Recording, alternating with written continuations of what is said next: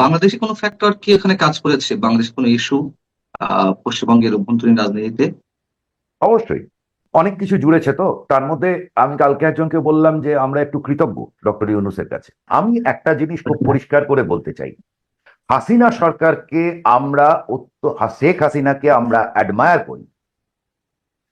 সেটার কারণ হচ্ছে শেখ হাসিনা সরকার, সে আমাদের সিকিউরিটি জন্যে, সেটা বাংলাদেশের ভালোর জন্যই করেছে। সে তাতে আমাদের সিকিউরিটি ঠিক থেকেছে, সেটার জন্য সে কিন্তু তাকে দেখা গেছে অ্যাক্টিভ। এই অ্যাক্টিভিটি বাংলাদেশের সব সরকারকে রাখতে হবে। যদি তারা না রাখে তাহলেই সমস্যা হবে, আর কোনো দিকে কোনো সমস্যা নেই। আমি বারবার নানান প্ল্যাটফর্মে বলেছি। আপনি আমাকে প্রশ্ন করেছিলেন ভারত বাংলাদেশের কাছে কি চায়। আমি আপনাকে বলেছি 90% চাওয়াটাই হচ্ছে সিকিউরিটি, তুমি উল্টোপাল্টা কাজগুলো করো না। তো এই জায়গায় যদি গন্ডগোল হয় তাহলেই সমস্যা, তা না হলে কোনো সমস্যা নেই। খুব স্বাভাবিকভাবেই আজকে আলোচনা করব পশ্চিমবঙ্গের রাজনীতিতে যে একটা মোটামুটি ইউটার্ন বলা যেতে পারে। এই প্রথমবারের মতন বিজেপি সরকার ক্ষমতা এলো, তা নিয়ে নানান ধরনের আলোচনা হচ্ছে। তবে আমাদের আলোচনার বিষয় হচ্ছে যে পশ্চিমবঙ্গের মসনদে বিজেপি যে আরোহণ করলো, তার মধ্য দিয়ে আসলে আমরা দেখতে পাচ্ছি আওয়ামী লীগের শিবিরে এক ধরনের উচ্ছ্বাস। আহ এবং সেই জায়গা থেকে তারেক রহমান নতুন কোন ধরনের কূটনৈতিক চ্যালেঞ্জের সম্মুখীন হবে কিনা, যদিও ভারতের কেন্দ্রীয় সরকারে বিজেপি রয়েছে, তারপরেও পশ্চিমবঙ্গে আসাতে নিশ্চয়ই আলাদা একটা গুরুত্ব বহন করে। তবে তার আগে আপনার কাছে আমি জানতে চাইছি যে যে ল্যান্ডস্লাইড বিজয় বিজেপির, এটির পিছনে কি কি বিষয় কাজ করেছে, যদি ছোট্ট করে একটু বলেন। আমাদের এখানকার রাজনীতিতে, ইলেকটোরাল ডেমোক্রেসিতে আইডিওলজি জিনিসটা বড় ফ্যাক্টর আর নয়। এটা 1991 সালের পর থেকেই এটা বলে গিয়েছিলেন পিভি নরসিম্হা রাও, যিনি লিবারালাইজ করেছিলেন অর্থনীতিকে। তিনি বলেছিলেন যে আমরা পোস্ট আইডিওলজিক্যাল যুগে প্রবেশ করলাম।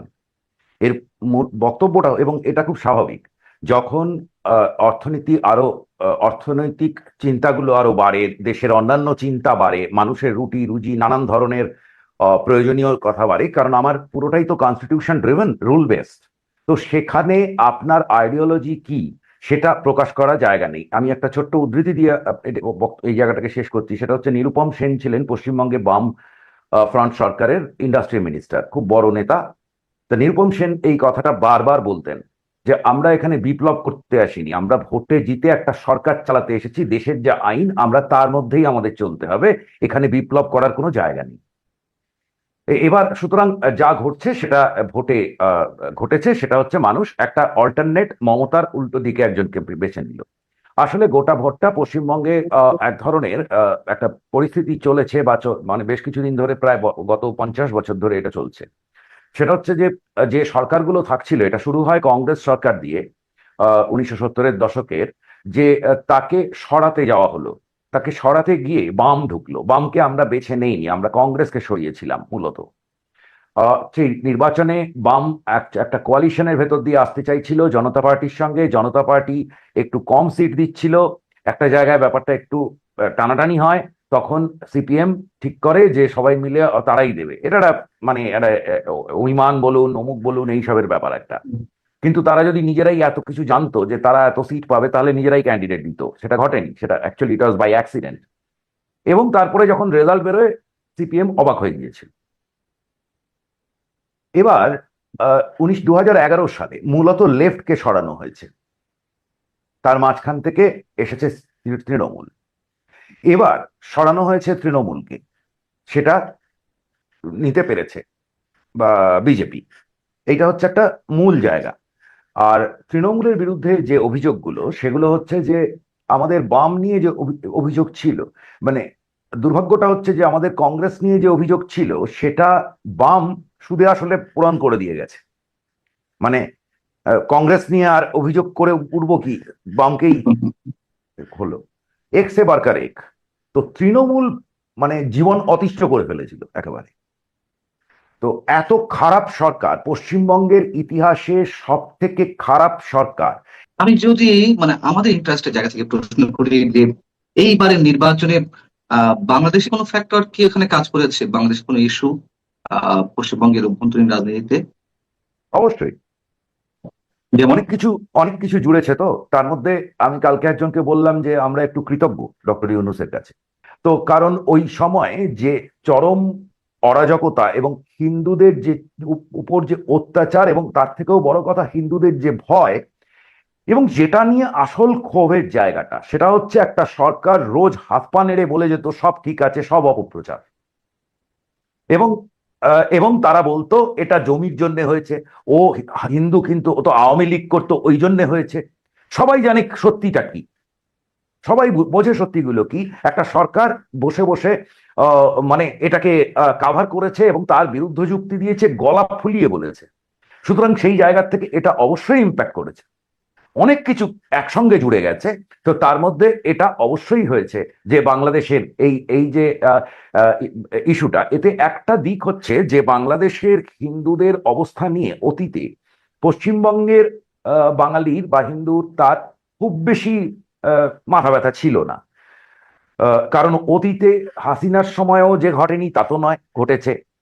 তার আগে বিএনপির সময় আরো বেশি ঘটেছে। কিন্তু সেটা নিয়ে এখানে খুব বড় কিছু ঘটেনি কখনো। এর একটা কারণ হতে পারে যে ইনফরমেশনের আদান প্রদান কম ছিল, বাংলাদেশ নিয়ে উৎসাহ কম ছিল, অনেক কিছু কারণ হতে পারে। কিন্তু যে কোনো কারণেই হোক, গত এটা ঘটতে শুরু করেছিল 2021-22 থেকে, যখন একটা আপনার মনে থাকতে পারে আওয়ামী লীগের একজন এমপি বাহার, তার একেবারে নেতৃত্বে বেশ কিছু পুজো পুজো ভাঙাভাঙি এই সমস্ত শুরু হয়, বোধহয় কুমিল্লা অঞ্চলে হয়েছিল একটা। হ্যাঁ, ঘটনা ঘটেছিল। তো বলে যে পুজো হচ্ছে জুয়ো জুয়া কি জুয়ার মদ খাওয়ার জায়গা ইত্যাদি ইত্যাদি। এইখান থেকে আমাদের এখানে কিন্তু একটা প্রভাব শুরু হয়, বিরুদ্ধ মত। এবং এই যে ইউনুসের সময় যে একেবারে মানে কিচ্ছু হয়নি, বা ওটা সবকিছুই ভারত থেকে বাড়িয়ে বলা কিন্তু হচ্ছে, কিন্তু এটা এই তো জন্য সত্যি কথা, এটা কারণ বেড়েছে। ইংরেজের সময় শুধু যে হিন্দু ধর্মাবলম্বীর মানুষেরা নির্যাতিত হয়েছেন তা তো নয়, গড়ে পড়তায় হিন্দু খ্রিস্টান মুসলমান, মানে গড়ের উপরে শুধুমাত্র আওয়ামী দোসর বা ফ্যাসিস্টের কথিত ফ্যাসিস্টের দোসর হিসেবেই আক্রমণগুলো হয়েছে। এখানে যে শুধুমাত্র হিন্দু হলেই আক্রমণ হয়েছে বিষয়গুলো তো তেমন তো না, অতটা সবাই না, তা নয়, আক্রান্ত তা হয়েছে। নয়, তা নয়। দেখুন, আরো বড় যেটা ফ্যাক্টর হয়েছে সেটা হচ্ছে ইউনূসের সময় থেকে হাসিনার। আমরা হাসিনাকে সমর্থন করি কেন? হাসিনা একটা জিনিস আমাদের শান্তি দিয়েছিল, জঙ্গিবাদ নেই। জঙ্গিবাদকেও হুম। তার পেছনেও পড়েছিল।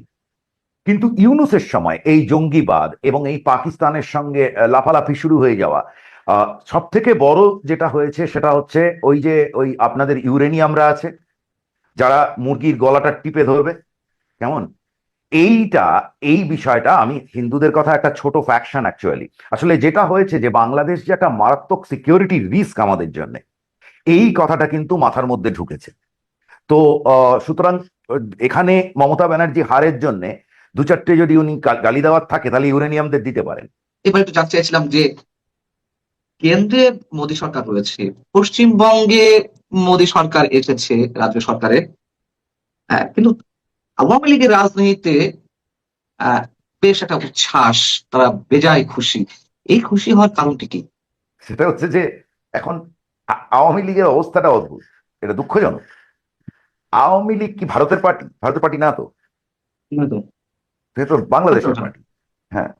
তো বাংলাদেশে তার রাজনৈতিক কর্মকাণ্ড কি চলছে, তাকে কেউ ব্যান করে দিয়েছে দিয়েছে, ওরকম ব্যান করলেই কি মানতে হবে না? একটা রিক্সাওয়ালা আমাকে বলেছিল, দূর, চারটা লোক দাঁড়ায় গেলে পরে কিচ্ছু ব্যান উঠে যাবে। তা আমার প্রশ্ন হচ্ছে, আওয়ামী লীগের চারটে লোক ওখানে দাঁড়াতে পারছে না কেন?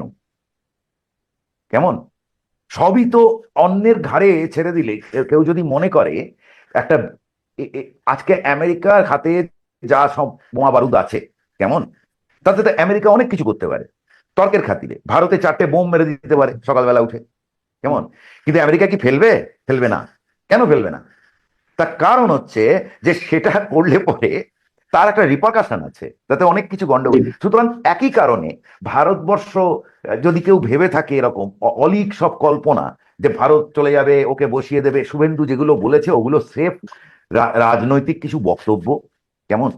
আর আপনারা দিক থেকে আপনারা হয়তো ডিফারেন্সিয়েট করতে পারেন না। হিমন্ত যখন এই সমস্ত গরম গরম বলে, এই গরম গরম বলাটা কখন কোনটা কোন রাজনৈতিক প্ল্যাটফর্ম থেকে বলছে? যেমন দেখবেন আমাদেরও দেশে যখন ইলেকশন প্রচারে মন্ত্রীরা কিন্তু গরম গরম বলে, কিন্তু সরকার হিসেবে যখন মন্ত্রী হিসেবে কাজ করছে তখন আলাদা।